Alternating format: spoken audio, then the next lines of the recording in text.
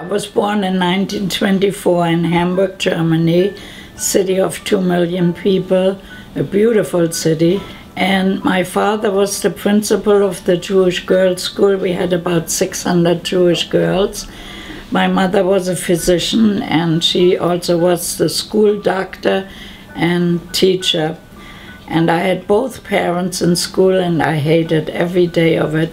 My father always said, "You have to be the best." I didn't want to.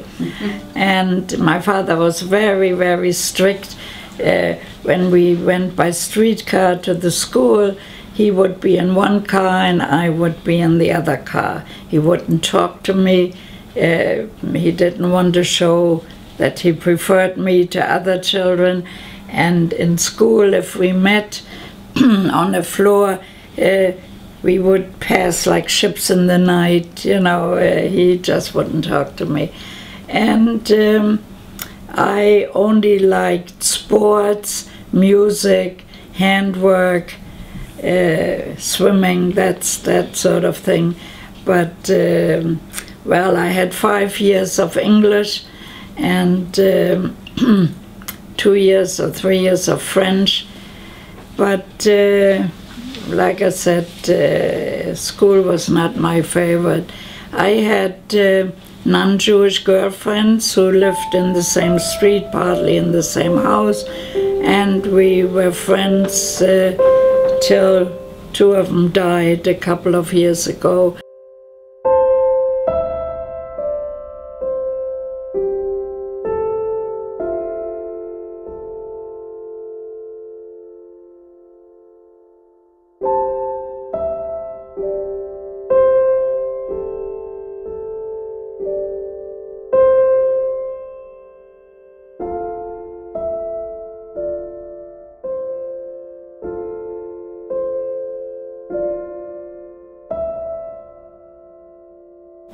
Well, you see, the German psyche is you're told to do something and you do it.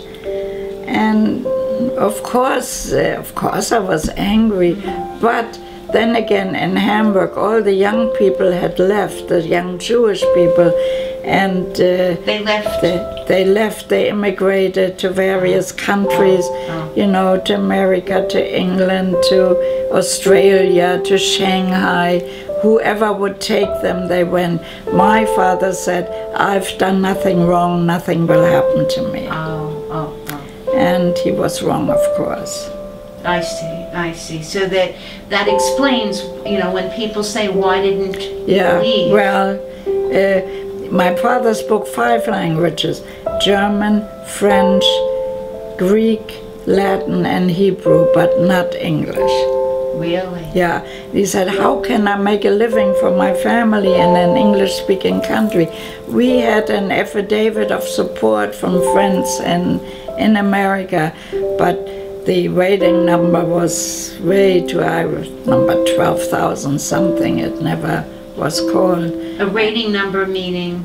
Meaning to go to America. You know, Roosevelt did not want the Jews to come in, but it was, I mean, many did come, but many There was a quota. There was a quota, yes. Yes. Now, what happened next? How long were you in Theresienstadt? I was 2 years in Theresienstadt. My father died after 6 weeks. I got a very nice job from doing, my newfound friend, was able to get me an office job, which was much easier than cleaning or working in the fields. And people worked also in factories that were terrible. And I worked in the youth organization.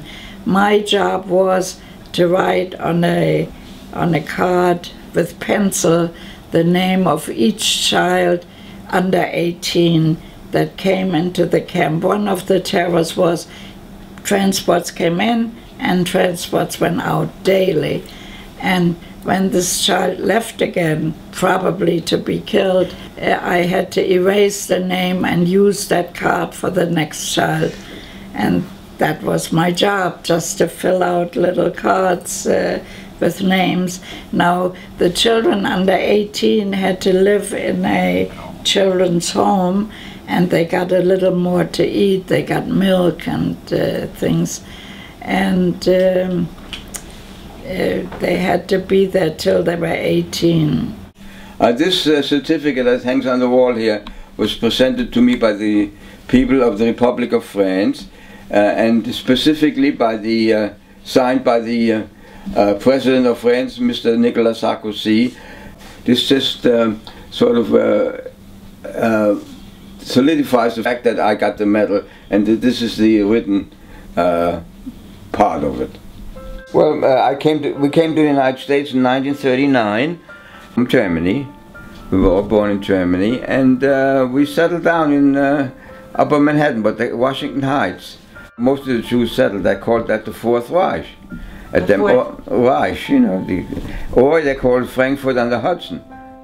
We settled there, and I went to school, and I was 14 when I came to the States. So I made up, you know, had to learn English, so it wasn't that easy. When they put you in school, you can't speak a word of English, but you learn if you make up your mind, and it worked out quite well. And I tried, when the war started, I tried to enlist when I was 18, not before. You couldn't enlist, supposedly, unless you lied about your age. And so Why were you so anxious to enlist? Well, to fight the Germans when the war broke out, when America got into the war in '41. But you were from Germany. How did you feel about it? So what? I was Jewish. And I was drafted. Then they drafted you, but you couldn't enlist. So they thought maybe you had ulterior motives, you know, things like that. Sure. So I was inducted in April '43, and I was taken into the army in May '43. And you were how old? 18 and a half. And how much English did you know? Well, no, I knew by then. This was in '43 already. I could speak quite well. And so I was sent to Fort Bragg, North Carolina, in the artillery. I trained in the artillery in basic training. And then we were shipped overseas, and I was in Africa, North Africa. From North Africa, I went to Italy, fought in Italy against the Germans. And tell me, was there much anti-Semitism when you were in the military? Not that I noticed. Okay. No, maybe there was, but not where I was. Okay. So, and they knew I was German, and nobody cared. I mean, they kidded me about it, but that's about all. So then we fought in Italy, and we wound up in the town called Siena, which is just south of Florence. There we turned around with our artillery, the heavy artillery, and we went to Naples, and from Naples we were shipped to southern France. And we invaded southern France in a very fancy place, Saint-Tropez. And we chased the Germans all the way north, and they ran faster than we could keep up with them, these heroic Germans, you know. Isn't Terezin have the reputation for being music and art? Yes, and the children? Yes. It was a privileged camp, and they had the best musicians. The people gave lectures. You could even read books. They had sort of a library, and they had wonderful concerts, and opera was composed there, which I saw. It's called Bundibar. And I mean, the best people from Vienna, from Berlin, from Hamburg, from even a transport from Denmark came to Terezin in Holland. And I mean, it really was the camp for educated people. Artists. And Artists, yeah. And then one day we were told a Red Cross. Yes, I heard about that. Yeah. I've read about that. Right, they came and everything was painted, and the children were photographed saying, "Ah, sardines again. We never got sardines before." And after they opened the the cans, they had to give it back. They weren't even allowed to eat it. Wow. I mean, it was just terrible. So the Red Cross went back and wrote a report? And that was wonderful there, yes. They believed everything the Nazis told them. And then one day, my newfound friend, with whom I was now for 2 years, you couldn't live together, but you always found ways.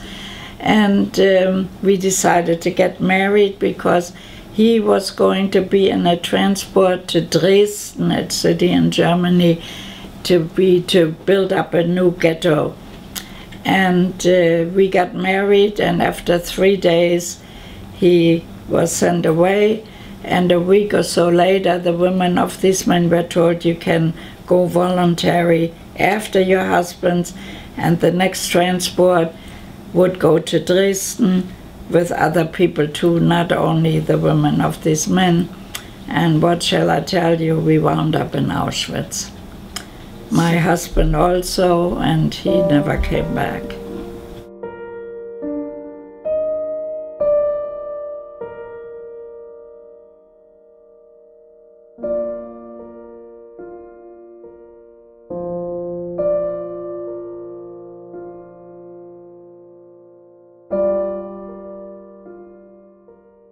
Yeah, now I'll show you this medal that I received from the French Republic by order of the President of France.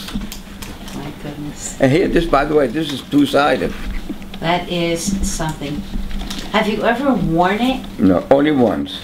It must be very difficult for you to talk. Well, it isn't anymore. The first 20 years I couldn't talk about it. The second 20 years nobody was interested. And it's only the last 20 some odd years that people, especially the young people, want to know, and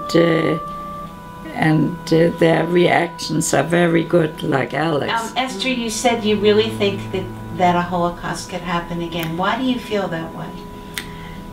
Right now I just got an advertisement from Hungary where they are against the Jews again. They picture a Hitler Youth and a Jewish boy that they tear his hair out, and I mean all these. And France also is very anti-Semitic.